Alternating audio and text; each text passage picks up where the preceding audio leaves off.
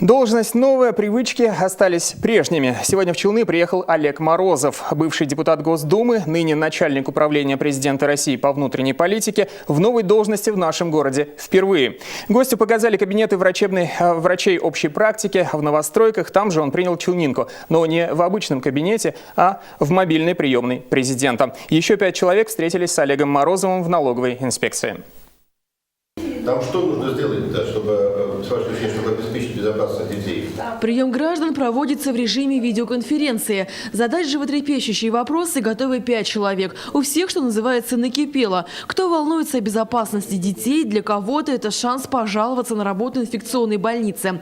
Лилия Ифаева со своей проблемой обошла уже немало инстанций. И от Олега Морозова она намерена услышать конкретный ответ. В частности, касался вопрос поселка Зябь, улицы Хади Такташа, улица Комарова и Аркалая. Сколько детей вот ежедневно проходят эту дорогу, и ни одного оборудованного пешехода там нет. Поэтому, обещали решить положительный вопрос к август месяц этого года. О большом скоплении инфекционных больных, что нет полной антисанитарии. Вопрос решили, мне очень понравилось. Пообщавшись с населением, Олег Морозов поспешил к студентам. Каждый год на протяжении 11 лет он выдает отличникам учебы именные стипендии.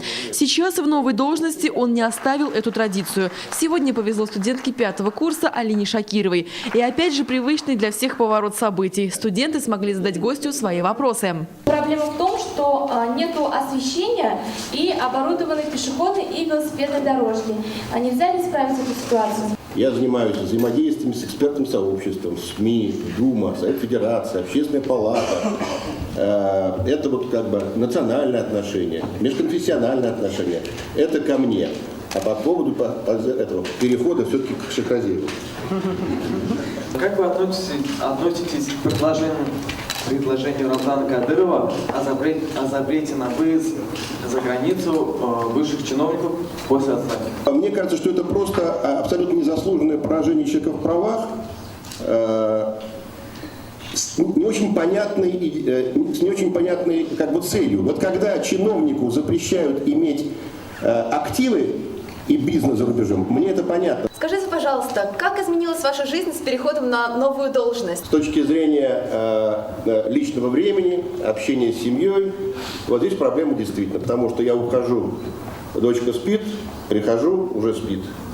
Вот это, такая проблема есть, Это работа, которая требует очень больших физических нагрузок.